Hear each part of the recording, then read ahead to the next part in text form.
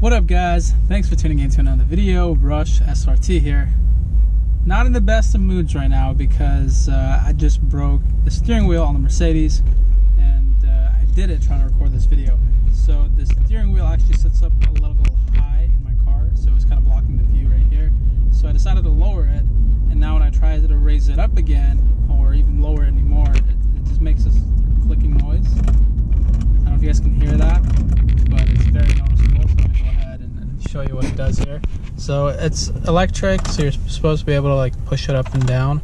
Well, when I try to push it up, it just makes that noise right there, which is a horrible noise to have coming out of the car. So it's no good that it's doing that.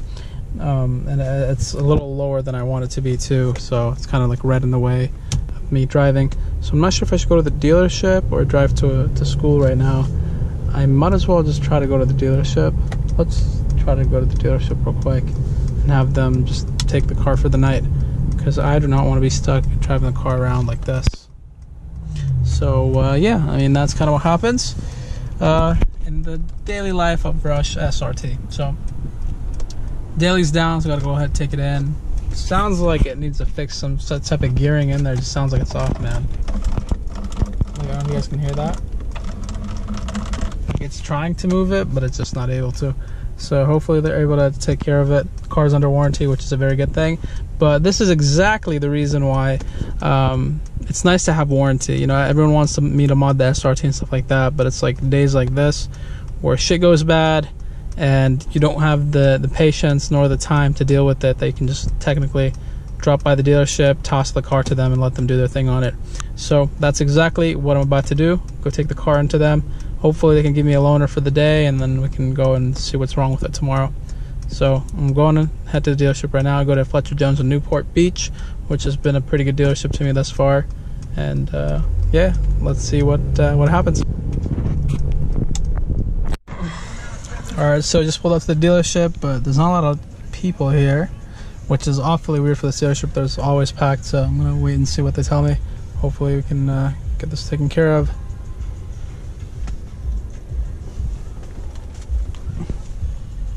Usually just take all my stuff with me when I do leave it at the dealership though. I just don't like leaving anything in it. Alrighty guys, so I'm driving away with a loaner for the night. I ended up getting a GLC because I drive a C-Class, so I figured try something new. This is the GLC. This is like their newer SUV. It's like a smaller SUV pretty much, but this thing is extremely comfortable, guys. Obviously it's not as loaded as my car. It doesn't have the sound system, the cooled seats, all that, but it does have a panoramic roof, which is pretty nice. So yeah, I'm kind of just rocking with it. It's a very comfortable drive, and I like that you sit a lot higher because my C-Class has a very firm suspension, so it sits really low, and you can feel a lot of the bumps and imperfections of the road, versus something like this, you just feel like you're rolling on a cloud pretty much, which feels really nice. It's a nice change. So this is actually a really nice daily. Apart from the fact that I don't like the outside so much in terms of like the look, but I feel like with a little bit of modifications you can make it look nice, and it's got a lot of room. If you look back there, it's not a bad car. So yeah, I'm just trying to take it to class, and maybe we'll do a little review on it once I get the chance to, but I'm going to be busy for the rest of the night, so maybe tomorrow morning we'll do like a little bit of a review on this car, take it out, give it a nice spin, and see. I can tell you definitely that it's the handling is obviously going to be very wishy-washy in a vehicle this high, but then again, it's not made for that. But you know, the engine and everything like that, it moves. It's pretty zippy. I like it, and I like this wood. I like this little theme where it's like a lighter interior with this kind of unfinished wood here. I have the black wood. This is more of a brownish, so it looks pretty cool. So yeah, that's pretty much what's going down right now. Hopefully I can get my car back tomorrow. They're going to fix it up for me. He said it shouldn't be too bad, and that'll be it.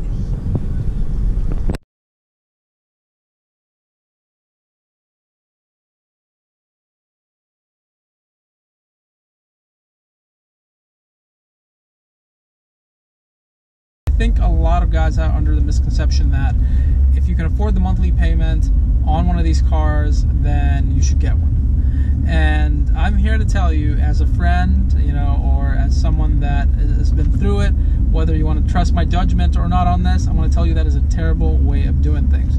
Don't get into a performance car if you're just able to afford the monthly payment. So if your monthly payment is $400 or $500 and you think you can make that easily, I am guaranteeing it's going to be double that by the time the end of the month comes around. And hear me out here. You know, obviously you know the basics of how much the car is going to cost you, right? So you have the $400 and your insurance. So factor those together. Let's say you have an SRT and you're paying close to $600 a month, which is pretty close to what I'm paying on my car at the moment. So, you know, around $500 goes towards my payment, and then $100 or so goes towards insurance. But now all the other unforeseen costs, all the things that you don't really factor into the equation, start to come into play.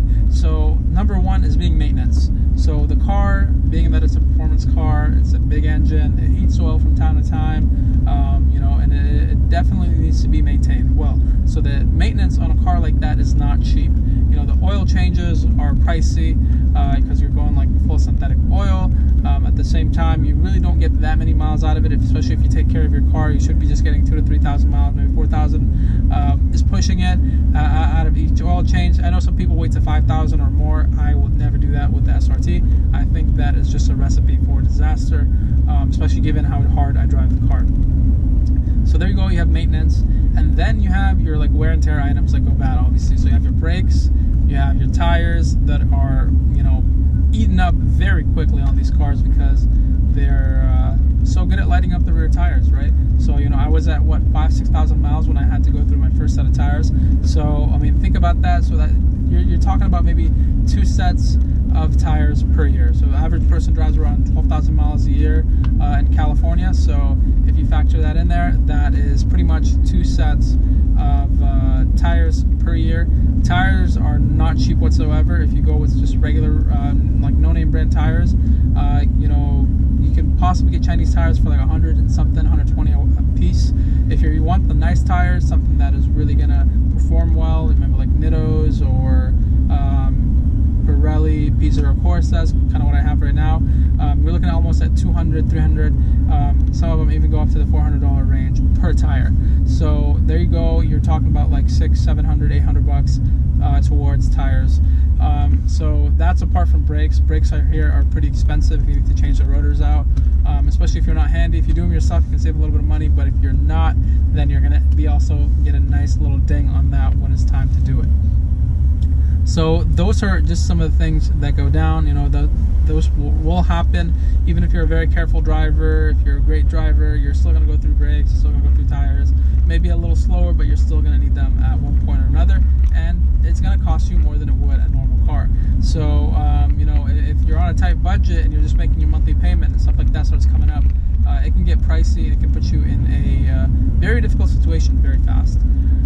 Now we move into like the other things that happen all the time, which is you need gas, and these cars don't take regular gas. You got to put the premium stuff in there, and not only that, but they don't get good gas mileage. I mean, I don't care if you drive like a saint, they're not going to get that good gas mileage. It is what it is. It's a big engine, and I'm not saying that it's something you should complain about, but it's something that you should account for.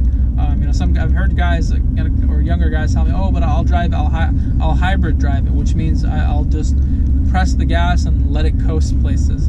Trust me, when you get this car, you are not going to be doing that whatsoever.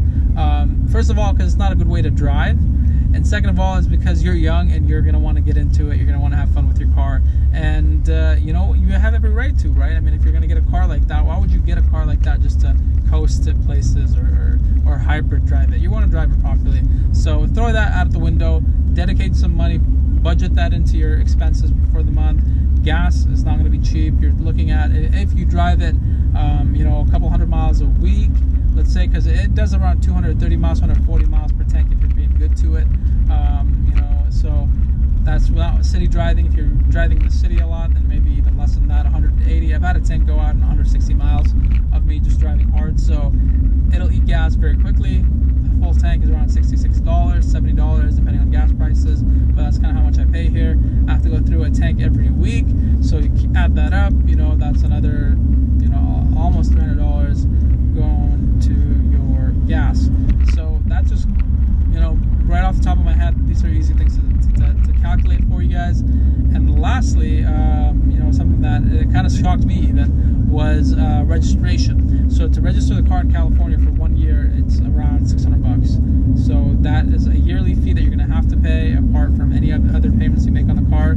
It's just because you have like the gas guzzler and you have all these other fees that become associated with a car of that price tag. So that is something to keep in mind as well. So this video was not entitled to try to discourage you from getting the car you want, but it is a video to try to educate you and make you understand the things tied with getting such a vehicle, just so that you can anticipate it and be prepared for it. So if you think you can just afford the monthly payment, then I would strongly suggest that you work towards getting it daily at the moment, work up on, you know, getting ahead of your career, saving money and being more comfortable, and then get into the car that you want. It's just going to be a lot better that way, and you know what, it's going to make you enjoy the car that much more, because when you have a car and you're able to afford it and you're comfortable, then obviously you're going to enjoy the car more. But if you have a car and the car is a big burden on you in terms of the finances it puts, the stress it puts on you, then you're not going to enjoy it. It's going to be a hassle to keep it, and it's not going to make you feel good. You know, it's just like something you love. If it starts to hurt you, and if it hurts you in the wallet especially, you're going to get over it really, really fast. So I just wanted to give this kind of advice out there. I'm kind of advising you younger guys just like I would my younger brother. So this is just something to keep in mind. And of course, I mean, you can always do what you want, but just know that Rush SRT is looking out for you, and I'm just doing this because I do really care about you guys. You know, I've met a lot of cool people in this community, and I hope to meet many more. And hopefully, when you do get your car, that you know, you get something that you like, and maybe we'll have a chance to check it out. So I hope you guys enjoyed this video. If you did, as always, make sure you leave a like on it. If you are not subscribed already to the channel, please subscribe. And if you have any questions, or if there's any specific topic about finances that you would like me to talk about, make sure you throw it down in the comments below. I will go ahead and try to respond to it or make a video answering it in the future. But as always, my name is Rush, and I will see you guys later. Peace.